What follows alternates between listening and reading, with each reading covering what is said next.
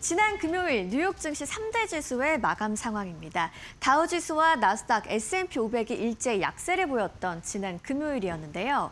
다우지수가 0.77% 하락했고 반도체와 대형 기술주가 하락의 중심이 됐습니다. 나스닥이 1.4% 가장 강하게 내렸던 이유입니다. S&P 500도 1% 넘게 하락하면서 3대 지수 일제 약세로 마감한 지난 금요일 미국 증시였습니다. 한편 미국과 이란의 충돌 그리고 호르무즈 해협의 수송 차질에 대한 우려감이 국제 유가에 계속적으로 반영이 되고 있습니다. WTI는 4.47% 올랐고요. 배럴당 81달러 선에서 거래가 되는 모습이었습니다. 한편 필라델피아 반도체 지수 3거래일 연속 밀렸습니다. 고점과 대비해서는 약 20% 넘게 내리는 모습이었고요. 1.63% 하락하면서 마감한 지난 금요일 시장이었습니다. 지난 한 주간 뉴욕 시장의 움직임은 어땠을까요? 주간 요약을 통해서 한번 움직임을 살펴보도록 하시죠. 다우지수, 나스닥, S&P 500이 모두 하락했던 지난 한 주였습니다.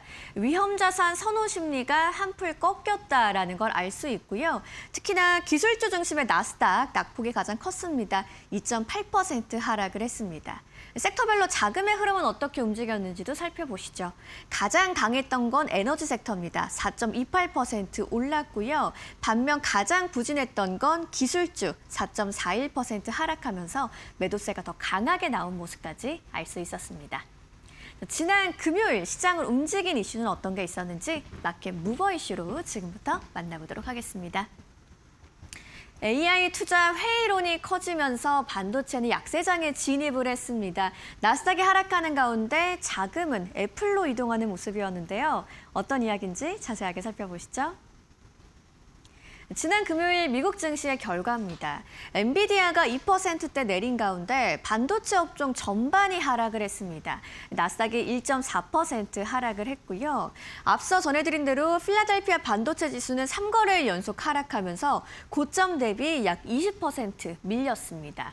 나스닥과 필라델피아 반도체 지수의 낙폭이 주요 지수들 중에서 상대적으로 가장 크게 나타났는데 기술적으로 반도체 업종이 약세장에 진입했다라는 걸 확인할 수 있었고요.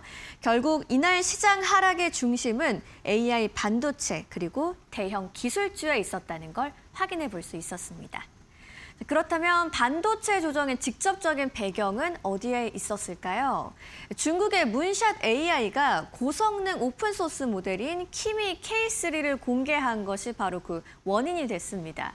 오픈 AI와 엔스로픽의 상위 모델과의 성능 격차를 축소했다는 평가를 받고 있는데요. 기업들이 고가의 폐쇄형 모델 대신에 이러한 저비용 오픈소스를 활용할 가능성도 부각이 됐죠. 결국 미국 빅테크의 대규모 AI 설비 투자가 실제 수익으로 연결될 수 있을지에 대한 시장의 우려가 커졌다는 걸 알 수 있었습니다. 시장의 질문이 기존에는 AI 투자가 얼마나 더 늘어날까에 머물렀다면 현재는 이 막대한 AI 투자가 대체 언제부터 돈을 벌어줄까라고 변화가 됐다는 부분을 알 수 있습니다. AI 수요가 붕괴됐다라기보다는 투자비 대비해서 수익성을 검증하는 단계에 진입한 걸 알 수 있는 부분이죠. 그리고 이날 애플이 장중 한때 시총 1위에 올랐습니다. 0.14% 소폭 올랐고 엔비디아가 2% 하락을 하면서 세계 시총 1위를 탈환했는데요. 다만 이러한 애플의 장중 1위 등극 소식이 엔비디아의 장기 경쟁력이 약화됐다라는 걸 의미하는 것은 아닙니다. 하지만 이렇게 시총 1위에 오를 수 있었던 이유는 어디에 있는지도 한번 살펴보시죠. 일단 애플은 대규모 데이터 센터 그리고 AI 모델 개발 비용 부담이 상대적으로 작은 기업입니다. 또 25억대 활성기기와 서비스 생태계를 활용한 AI 수익화 기대도 있는 가운데 중국 내 애플 인텔리전스의 승인 그리고 HSBC의 투자 의견 상향도 투심을 개선시킨 모습입니다. 시장의 자금이 AI 반도체 단일 수혜주에서 이렇게 플랫폼과 서비스 수익화 기업으로 일부 이동하는 장세가 펼쳐졌습니다. 다만 이러한 시장 움직임에 대해서 또 의견들이 어땠는지 알아보면 좋을 것 같은데요. 다음 화면을 통해서 한번 살펴보시죠. 월가의 시각은 다소 엇갈렸다는 걸 알 수 있습니다.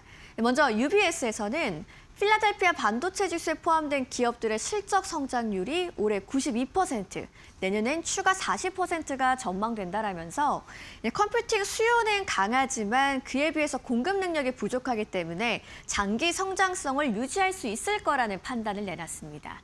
바클레이즈 입장도 비슷했다고 볼 수 있겠네요. 공포성 투매보다는 비중 축소와 차익 실현 성격이 있었던 금요일 장이라고 설명을 했고요.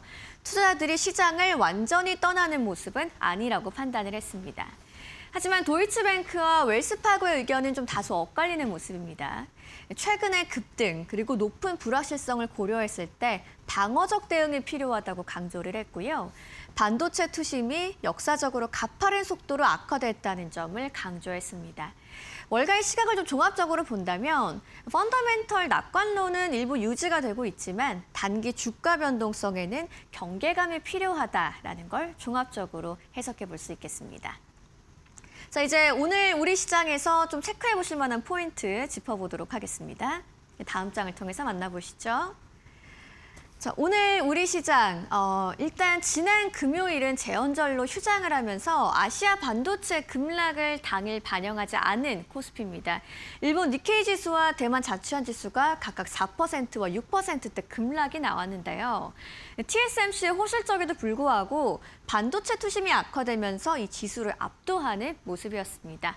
이제 우리 시장 월요일 개장을 하게 된다면 SK하이닉스와 삼성전자 중심으로 변동성이 확대될 가능성이 있는데요.